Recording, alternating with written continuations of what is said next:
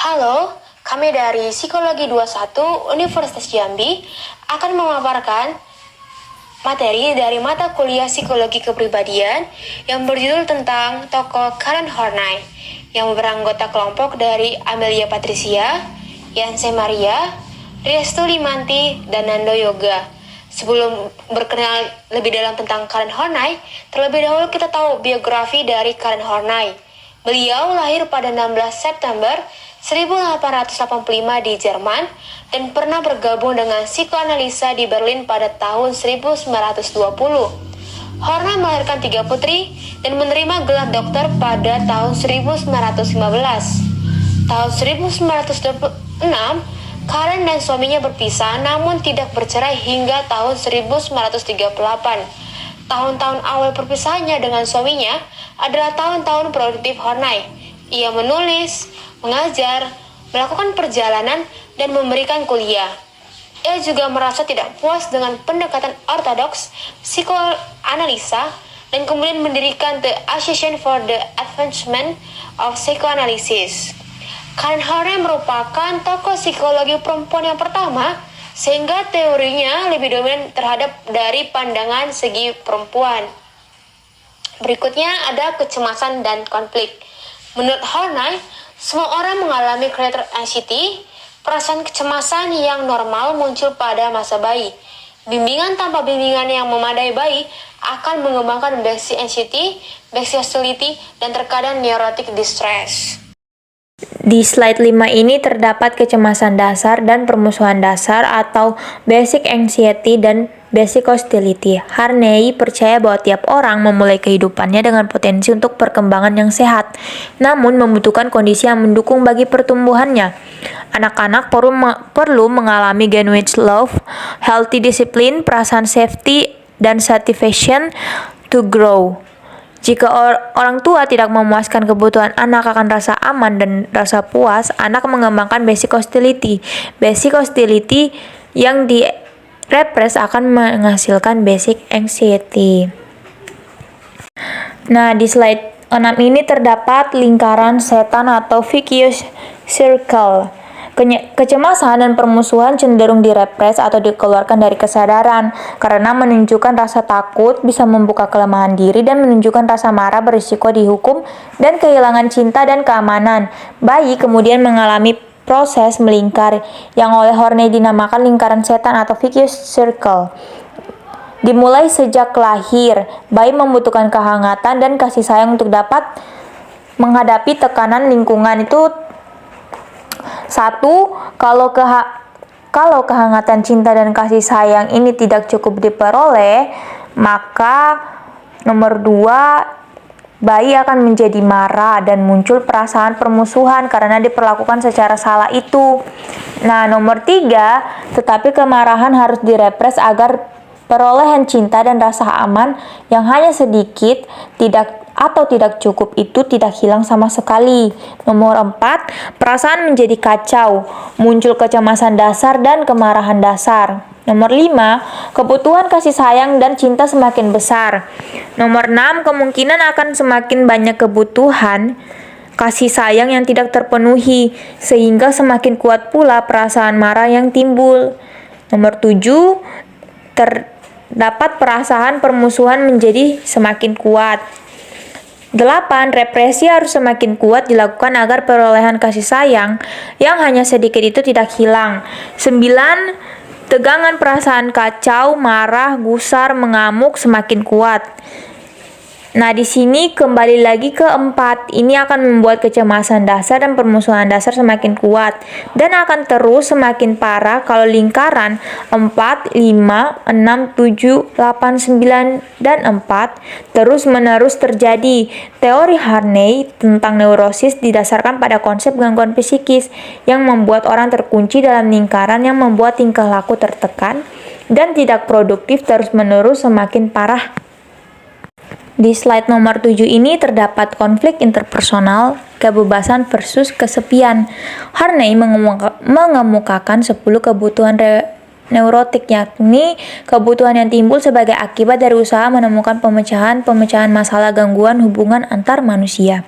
Yang pertama, kebutuhan kasih sayang dan penerimaan.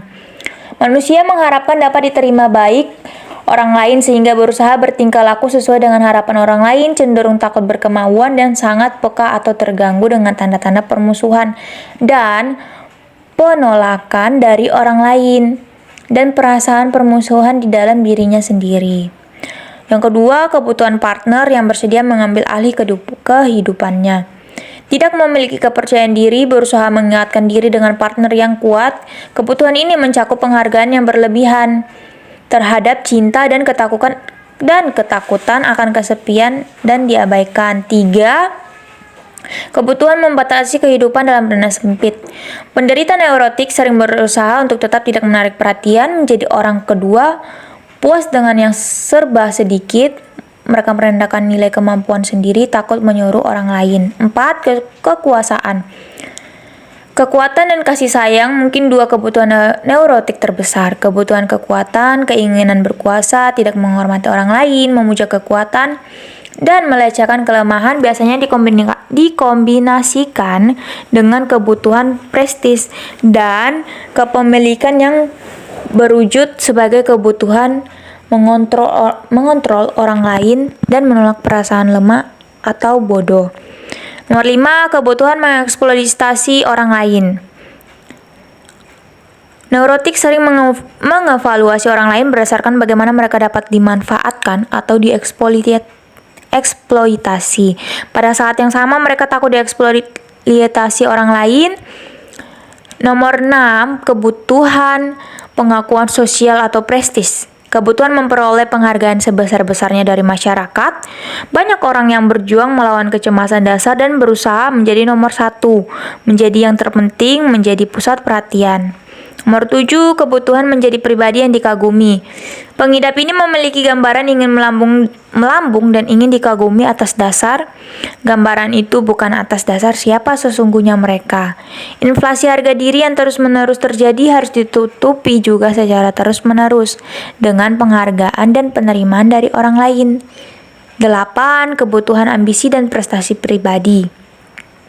Penderita ini sering memiliki dorongan untuk menjadi yang terbaik, penjual terbaik, pemain bowling terbaik, pecinta terbaik. Mereka ingin menjadi yang terbaik, dan memaksa diri untuk semakin berprestasi. Sebagai akibat dari perasaan tidak aman, harus mengalahkan orang lain untuk menyatakan superioritasnya. 9. Kebutuhan mencukupi diri sendiri dan independensi.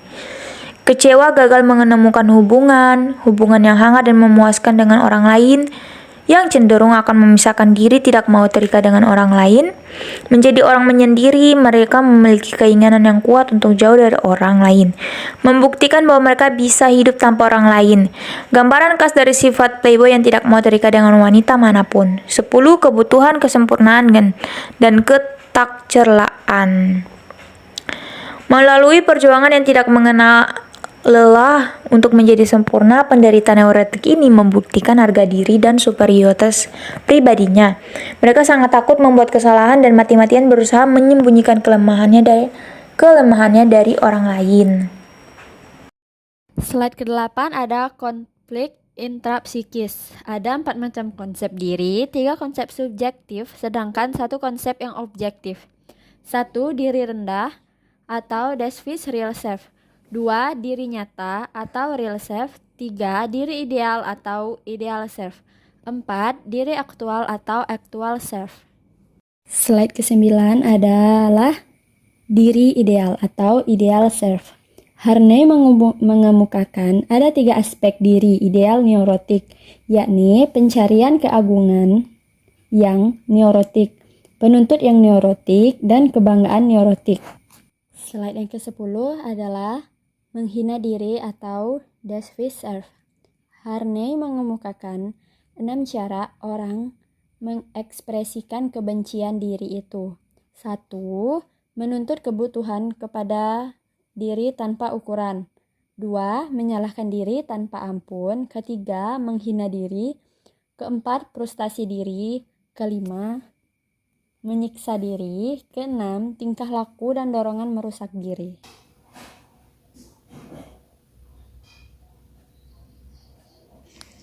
Mengatasi konflik. Horney mengemukakan 4 cara orang mengatasi konflik. 1. Gaya hubungan interpersonal atau interpersonal style. Ada 3 macam gaya hubungan interpersonal, yakni 1. Kecenderungan mendekat atau moving towards others atau self-effacement. 2. Kecenderungan menentang atau moving against others atau seeking domination. Dan 3. Kecenderungan menjauh, moving away from others atau avoid relation. Penyebab utama timbulnya tingkah laku neurotik menurut Horney adalah hubungan interpersonal yang salah. Karena itu, mengatasi tingkah laku neurotik, konflik, dan kecemasan hanya dapat dilakukan melalui perbaikan hubungan interpersonal yang salah itu. Semua orang, baik yang normal atau yang neurotik, memakai ketiga gaya itu untuk melawan konflik dan kecemasannya. Perbedaan antara gaya hubungan interpersonal yang normal dengan yang neurotik ada pada bagaimana terjadinya tingkah laku. Pada orang normal, tingkah laku atau pilihan gaya yang dipakai berubah-ubah dari gaya yang satu ke gaya yang lain secara spontan. Sedangkan pada pengidap neurotik, pilihan gaya cenderung tetap tidak berubah, memakai satu gaya secara kompulsif. Kebutuhan neurotik yang tidak lain dan tidak bukan adalah cara orang bertingkah laku bertahan dari kecemasan dasar dan permusuhan dasar. Dapat dikelompokkan ke dalam 3 gaya hubungan interpersonal dengan menimbang latar belakang perasaan dari kebutuhan-kebutuhan itu. 2. Bergerak mendekati orang lain. Orang mendekati orang lain sebagai usaha untuk melawan perasaan tak berdaya. Orang yang merasa selalu kalah atau mudah kalah atau komplain menjadi sangat membutuhkan kasih sayang penerimaan dan atau membutuhkan partner yang kuat yang dapat mengambil tanggung jawab terhadap kehidupannya.